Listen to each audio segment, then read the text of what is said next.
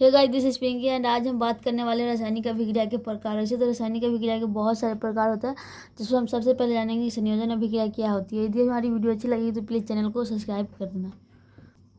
तो पहले हम जान लेते हैं कि संयोजन अभिक्रिया किसे कहते हैं। ठीक है, तो वैसी अभिक्रिया जिसमें दो या दो से अधिक अभिकारक मिलकर एकल पदार्थ का निर्माण करता है उसे हम संयोजन अभिक्रिया कहते हैं। जैसे यहाँ पर देख सकते हैं कि कैल्शियम ऑक्साइड प्लस में जल अभिक्रिया करती है तो कैल्शियम हाइड्रोक्साइड का निर्माण करती है। ठीक है, दोनों अभिक्रिया करके क्या एक पदार्थ का निर्माण करती है, यानी कि कैल्शियम हाइड्रोक्साइड का निर्माण करती है। ठीक है, ठीक उसी प्रकार से आप कार्बन प्लस ऑक्सीजन को ले सकते हैं, तो कार्बन और ऑक्सीजन अभिक्रिया करके CO2 का निर्माण करती है। ठीक है, तो ये सब जो हमारा है वो संयोजन अभिक्रिया का एक उदाहरण है। ठीक है, एंड अगर अब बात कर लिया जाए कि कैल्शियम हाइड्रोक्साइड प्लस CO2 की अभिक्रिया करने पर कैल्शियम कार्बोनेट का ये निर्माण होता है। ठीक है, तो हम संयोजन अभिक्रिया की डिफिनेशन लिख सकते हैं कि वैसी अभिक्रिया जिसमें दो अलग अलग पदार्थ मिलकर एक पदार्थ का निर्माण करती है उसे हम संयोजन अभिक्रिया कहते हैं। ठीक है, जैसे में सारे उदाहरण दे सकते हैं। तो गाइस, इसको जो बोला जाता है ना, इसको बोला जाता है बिना बुझा हुआ चूना। ठीक है, और इसको बोला जाता है बुझा हुआ चूना।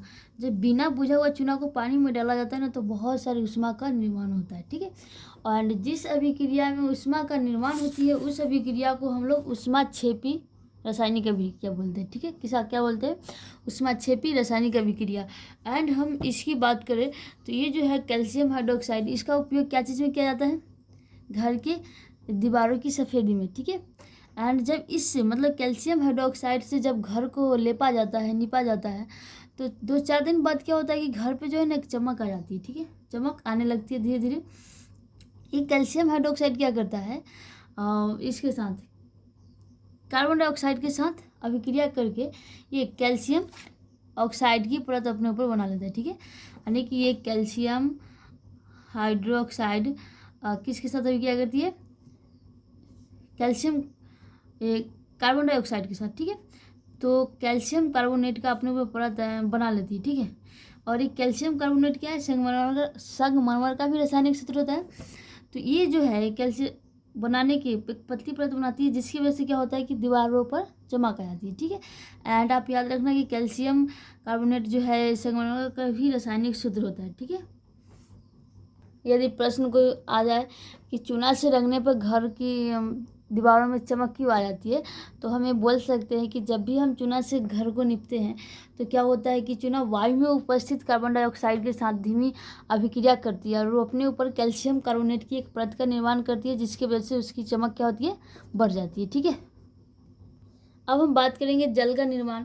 तो जल का निर्माण भी क्या है? एक संयोजन अभिक्रिया है, क्योंकि जल में दो पदार्थ है H2 और O2, ये दोनों मिलती है तब जाकर क्या होता है? H2O का निर्माण होता है। ठीक है, ये दोनों गैस के रूप में रहते हैं, H2 और O2 मिलती है तब जाकर क्या होता है?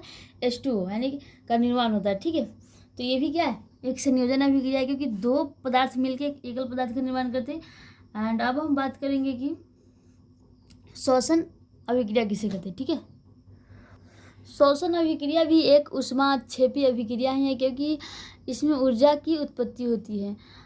हमें जो है जीवित रहने की ऊर्जा की ज़रूरत पड़ती है, और यह ऊर्जा हमें प्राप्त कहाँ से होती है? तो यह ऊर्जा हमें प्राप्त भोजन से होती है।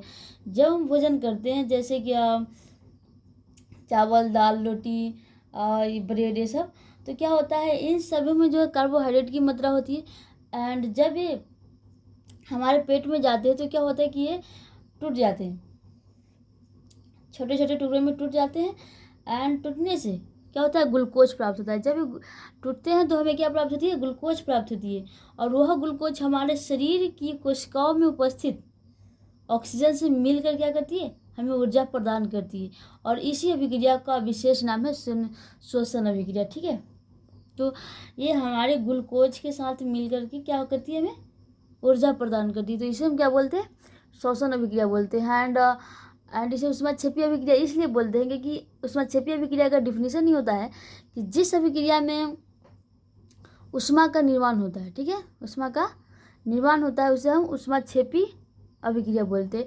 तो श्वसन अभिक्रिया में भी ऊष्मा का निर्माण होता है, तो इसलिए इसे हम उष्मा क्षेपी अभिक्रिया भी बोल सकते हैं, ठीक है। अब ये साग सब्जियों का विघटित होना यानी कि कंपोस्ट का निर्माण होना, खाद का निर्माण होना भी ये क्या है, ये उष्मा क्षेपी अभिक्रिया ही है कि है, ठीक है। क्योंकि जब साग सब्जी सड़ती है तो हमें ऊर्जा की प्राप्त होता है। अब हम बात करेंगे वियोजन अभिक्रिया का और अभिक्रिया के बारे में। तो वियोजन अभिक्रिया जो है संयोजन अभिक्रिया के ठीक उल्टा है, ठीक है। वियोजन अभिक्रिया को हम लोग विघटन अभिक्रिया भी बोलते हैं, ठीक है। तो पहले यहाँ पर हम देखते हैं कि फेरस सल्फेट जो है, जब फेरस सल्फेट को उष्मा दिया जाता है तो ये ferric oxide, sulphur dioxide and sulphur trioxide में टूट जाती है, ठीक है। तो हम इसकी डिफिनेशन क्या निकाल सकते हैं कि वैसी अभिक्रिया जिसमें एकल पदार्थ टूट करके बहुत सारे छोटे छोटे पदार्थों का निर्माण करती है, तो उसे हम क्या बोलेंगे, वियोजन अभिक्रिया बोलेंगे, यानी कि अपघटन अभिक्रिया भी इसी को बोलेंगे, ठीक है। तो इसका डिफिनेशन कैसे लिख सकते हैं कि वैसी अभिक्रिया जिसमें एकल पदार्थ टूटकर नए नए पदार्थ का, मतलब बहुत सारे नए नए पदार्थ का क्या करती है, निर्माण करती है, ठीक है। तो इसे हम वियोजन अभिक्रिया बोलते हैं। क्योंकि यहाँ पर जब ये फेरस सल्फेट को गर्म करते हैं तो देखो ना कितने सारे 1 2 3 ऐसे पदार्थों में क्या हो गया, टूट गए, ठीक है। एंड यहाँ पर जो है फेरस सल्फेट ये जो है, ये क्या दर्शाता है कि इसका जो भौतिक अवस्था है ना, ये एस जी जी ये सारे क्या दर्शाते हैं, अब भौतिक अवस्था दर्शाते हैं इस अभिक्रिया में कि ये जो पदार्थ है किस, इसका अवस्था क्या है। तो फेरस सल्फेट जो यहाँ पर ठोस के रूप में, इसका भौतिक अवस्था भी क्या है, ठोस है, क्योंकि इसका प्रयोग ठोस के रूप में किया जा रहा है, सॉलिड है, ये भी सॉलिड है, तो ये भी, इसका भी भौतिक अवस्था क्या है, ठोस ही है। ये गैस है, दोनों क्या है, sulphur dioxide and sulphur trioxide क्या है, गैस है, ठीक है। गैस के रूप में यहाँ पर इसका प्रयोग किया जा रहा है। यदि हम कैल्शियम कार्बोनेट को उष्मा दें तो वह कैल्शियम ऑक्साइड और कार्बन डाइऑक्साइड में वो क्या होता है, टूट जाता है। ये कैल्शियम कार्बोनेट, ये देखो, इसको तो बोल सकते हैं चूना पत्थर भी इसको बोलते हैं, ठीक है। जब चूना पत्थर को उष्मा दिया जाता है तो ये बुझा हुआ चूना, बिना बुझा हुआ चूना एंड कार्बन डाइऑक्साइड हमें प्राप्त हो जाती है, ठीक है। तो ये एक हो गया वियोजन अभिक्रिया का ही उदाहरण। और याद रखना कि वियोजन अभिक्रिया को जो है ना अपघटन अभिक्रिया भी हम बोलते हैं। अब इसमें हम बात करेंगे, वियोजन अभिक्रिया में बात करेंगे उष्मा शोषी अभिक्रिया के बारे में, ठीक है। तो उष्मा शोषी कहने का मतलब उष्मा को शोषण करना, ठीक है। मतलब जिन अभिक्रियाओं में या जिस अभिक्रिया में ऊर्जा अवशोषित होती है, यानी कि उस अभिक्रिया को संपन्न करने के लिए हमें ऊर्जा की जरूरत पड़ती है, तो उसे हम उष्मा शोषी अभिक्रिया कहते हैं। जैसे कि यहाँ पर हम देखते हैं कि दो उदाहरण लिए, फेरस सल्फेट हो गया या कैल्शियम कार्बोनेट हो गया, तो इसमें हमें उष्मा की जरूरत पड़ रही है, ठीक है। इसमें क्या हो रहा है, हमें उष्मा की जरूरत पड़ रही है इस अभिक्रिया को संपन्न करने के लिए, तो इसे हम उष्मा शोषी अभिक्रिया भी बोलते हैं। तो जिस अभिक्रिया में हमें ऊर्जा अवशोषित होती है उन्हें हम उष्मा शोषी अभिक्रिया कहते हैं, ठीक है। अब हम बात करेंगे विस्थापन अभिक्रिया के बारे में, ठीक है। यहाँ पर देखो, ये जो फेरस है यानी कि लोहा एंड कॉपर सल्फेट क्या कर रहा है, अभिक्रिया कर रहा है, ठीक है।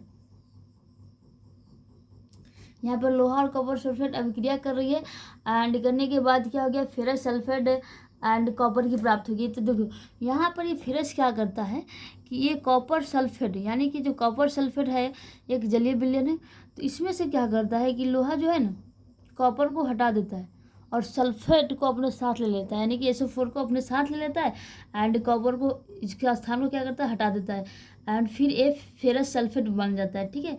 तो यहाँ पर हमें प्राप्त हो गया फेरस सल्फेट के विलयन। तो ये जो फेरस है क्या किया, कॉपर के स्थान हटा दिया, तो इसे हम बोलते हैं विस्थापन अभिक्रिया, ठीक है। अर्थात कि यहाँ जब कोई तत्व किसी दूसरे तत्व के विलयन से उसे निष्कासित कर देता है, यानी कि हटा देती है, तो उस अभिक्रिया को हम लोग विस्थापन अभिक्रिया बोलते हैं। जैसे कि यहाँ पर आप देख ही रहे हो कि लोहा ने क्या किया, कॉपर को हटा दिया, विस्थापित कर दिया, और सल्फेट को क्या किया, आपने साथ ले लिया, ठीक है। तो इसे हम विस्थापन अभिक्रिया बोलते हैं। एंड और सारा उदाहरण हो सकता है, जैसे कि जिंक प्लस में कॉपर सल्फेट तो बनाएगा जिंक और कॉपर सल्फेट जब विक्रिया करेगा तो क्या करेगा कि जिंक जो है सल्फेट को क्या करेगा, अपने साथ ले लेगा और जिंक सल्फेट का निर्माण करेगा और बेचारा कॉपर क्या होगा, अकेला रह जाएगा इधर। तो ये सारे क्या है, विस्थापन अभिक्रिया है, क्योंकि ये विस्थापित कर देता है, हटा देता है उसके स्थान को एक तत्व दूसरे तत्व को। ओके, आज के लिए बस इतना ही। Thank you.